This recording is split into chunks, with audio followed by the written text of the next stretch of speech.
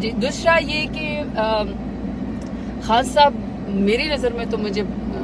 حوصلے میں تو وہ ہمیشہ ہوتے ہیں، بہت بہادر ہیں، بہت جیدار ہیں، لیکن مجھے ویک لگ رہے تھے۔ دوسرا مجھے سب سے زیادہ جو ایک تکلیف ہوئی مجھے وہاں پہ پتہ چلا کہ جو بشرا بی بی صاحبہ ہیں،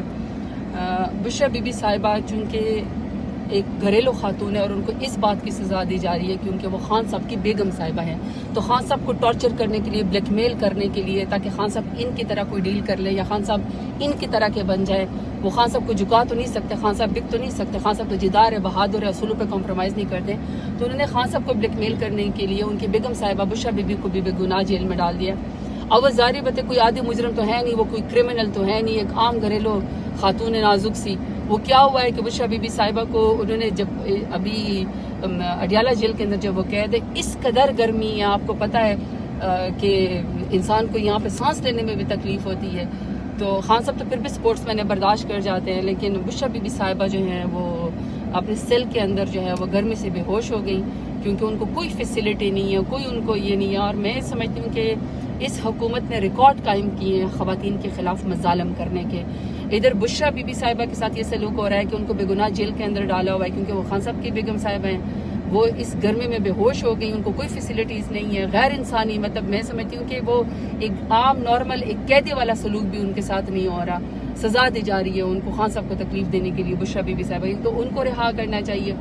دوسری بات یہ کہ اب جیسے ڈاکٹر یاسمین راشد صاحبہ کینسر سروائر وہ جیل میں ہیں، ان کی بھی ضمانت نہیں ہونے پاتی، وہ اس وقت باہر نہیں آ سکتی ہیں، اور بہت سارے لوگ، اور شاہ محمود قریشی صاحب جو ہے میں ان سے مل کے آئی ہوں پرسوں، وہ ICU کے اندر جو ہے اس وقت موجود ہیں،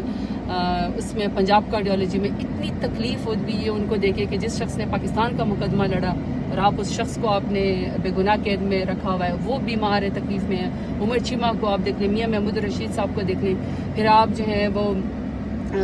سینیٹر اعجاز چودھری صاحب کو، ان کی اتنی یعنی طبیعت خراب ہے، وہ اس وقت ہاسپٹل میں۔ جتنا ظلم یہ لوگ کر سکتے ہیں یہ ظلم نے انشاءاللہ مٹ جانا ہے۔ خان صاحب حوصلے میں ہیں اور ظاہری بات ہے ان کو بھی بہت خوشی ہو رہی ہے، ہم بھی اتنے عرصے کے بعد ہماری بھی وہاں پہ اڈیالہ جیل ٹرائل میں ان سے ملاقات ہوئی ہے، تو فی الحال تو میں خان صاحب کی صحت اور یہ بشرا بی بی صاحبہ کے حوالے سے آپ کو بتاتی ہوں، باقی جو انہوں نے مجھے پارلیمنٹ کی اور بہت ساری اور چیزیں جو بتائی ہیں وہ انشاءاللہ پھر میں آگے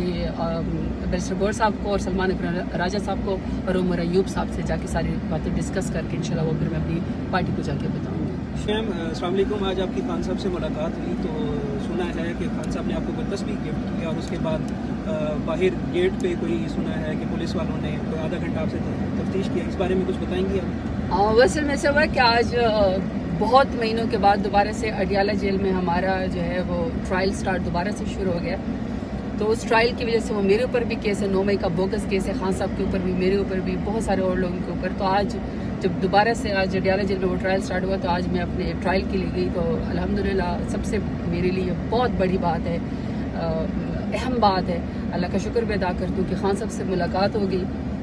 ہاں جی، یہ تسبیح ایسے ہوا کہ پھر جب میں باہر لے کر آ رہی تھی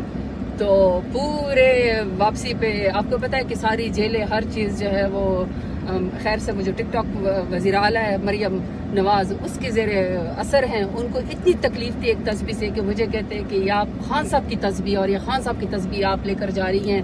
آپ اندازہ لگائے کہ یہ لوگ عمران خان سے اتنے خوف زدہ ہیں کہ اس سے ملنے نہیں دیتے، اس کی بات نہیں آنے دیتے، اس کے ورکرز کو، فیملی کو، بہنوں کو، گھر والوں کو ملنے نہیں دیتے، اس کے لیڈران کو خان صاحب کو ملنے نہیں دیتے، ورکرز کو ملنے نہیں دیتے، اور اب اتنے یہ لوگ خان صاحب سے خائف ہیں، خوف زدہ ہے، کیونکہ ان کو پتہ ہے کہ خان صاحب پاکستان کے سب سے بڑے لیڈر ہیں،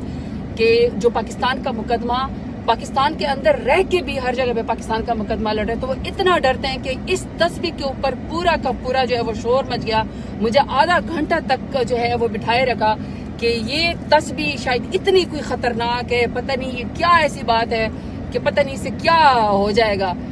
الحمدللہ پھر بھی تسبیح تو میرے ہاتھ میں ہے۔